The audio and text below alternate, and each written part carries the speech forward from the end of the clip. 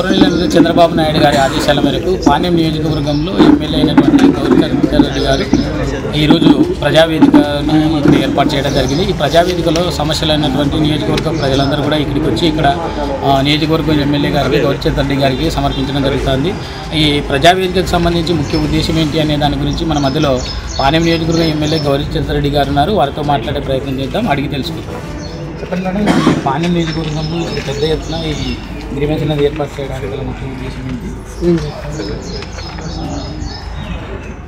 గౌరవనీయులు రాష్ట్ర ముఖ్యమంత్రి వర్యులు నారా చంద్రబాబు నాయుడు గారి ఆదేశాల మేరకు ఈరోజు రాష్ట్ర వ్యాప్తంగా 175 నియోజకవర్గాల్లో ప్రజా సమస్యల పరిష్కార వేదిక కార్యక్రమాన్ని ఎమ్మెల్యే గారి పార్టీ ఆఫీస్లో నిర్వహించవలసిందిగా ఆదేశాలు ఇవ్వడం జరిగింది। దాని ఆదేశాల మేరకు ఈరోజు నేను ఈ కార్యక్రమం ఏర్పాటు చేసుకోవడం జరిగింది।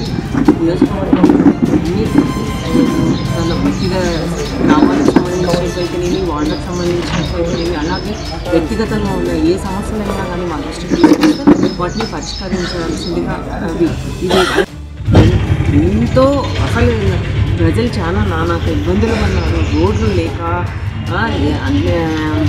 సంక్షేమ పథకాలు సరిగా అందక, అట్లాగే భూములు అన్యాక్రాంతమైపోయినాయి, ఒక పేరు మీద ఉన్నట్టు ఇంకొక। అందుకే ఈ ప్రభుత్వం వచ్చిన తర్వాత రీసర్వే కార్యక్రమాన్ని కూడా తీసుకొని 2 రెవెన్యూ సదస్సులు కూడా అయిపోవడం జరిగింది। మళ్ళీ ఈ దాంట్లో ఉన్న సమస్యలు ముఖ్యంగా మా పాణ్యం నియోజకవర్గంలో రెవెన్యూకు సంబంధించి విపరీతమైన సమస్యలు ఉన్నాయి। ఎందుకంటే గతంలో ఉన్న ప్రజాప్రతినిధులు ఎక్కడ స్థలాలు పొలాలను కానీ కబ్జాలు చేయడము, అంతేకాకుండా దేవాదాయ భూములు అయితేనేమి, వగ్గోన్ ల్యాండ్ అయితేనేమి ప్రతి ఒక్కటి ఆక్యుపై చేసుకున్నారు। ఎంతోమంది వాళ్ళ తాతలు ముత్తాతల నుంచి ఉన్న ఆస్తులు కూడా ఇప్పుడు పోయి చూసుకుంటే వాళ్ళ పేర్లో ఉండవు,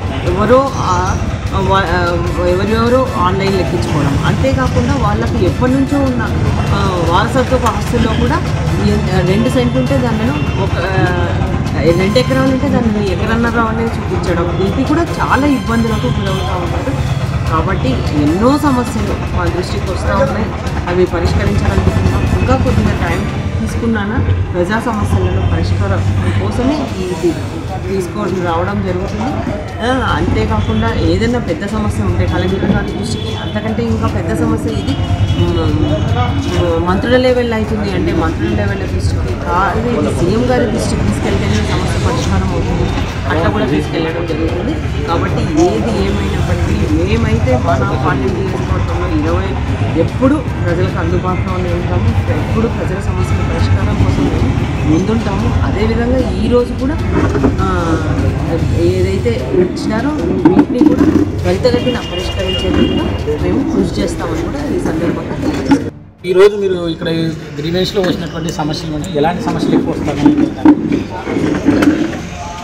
ముఖ్యంగా రెవెన్యూకి సంబంధించి, అలాగే రోడ్లు కావాలని, కాలువలు కావాలని, త్రాగునీటి సమస్య కూడా ఎక్కువ ఉంది। ఇప్పుడు రాబోయేది ఇంకా సమ్మరు, ఇప్పుడే చాలా తక్కువ టైం నీళ్ళు వస్తూ ఉన్నాయి, రేపు ఇంకా నీళ్ళు రాని పరిస్థితి ఉంటుంది, ఆ సమస్యను తీర్చాలని। అంతేకాకుండా పార్కు స్థలాలు కూడా అన్యాక్రాంతమైపోయినాయి, ఇష్టానుసారంగా ఆక్యుపై చేసుకుంటూ ఉన్నారు, వాటిని కూడా సమస్యలు పరిష్కరించమని। అంతేకాకుండా JSW వాళ్ళ నుంచి కూడా ఇబ్బందులు గురవుతూ ఉన్నాయి, ఆ ఫ్యాక్టరీ వల్ల మా పొలాల పైన ఆ డస్ట్ పడి పంట రావడం లేదు, కాబట్టి నష్టపరిహారం ఇప్పించమని, ఇలా పలు రకాల సమస్యలు, ఎన్నో రకాల సమస్యలు మా దృష్టికి రావడం జరుగుతుంది। ఈ విధంగా పాణ్యం నియోజకవర్గంలోని మాధవనగర్లో ఉన్నటువంటి పార్టీ ఆఫీస్లో ఈ విధంగా మనకి ఇక్కడ అర్జీలు అనేది రావడం జరుగుతుంది। వచ్చినటువంటి అర్జీలన్నింటినీ కూడా మేము త్వరితగతిన దాని మీద విచారణ జరిపి పూర్తి చేస్తామని మన గౌరవనీయులు ఎమ్మెల్యే అయినటువంటి గౌరీ రెడ్డి గారికి తెలియజేయడం జరిగింది।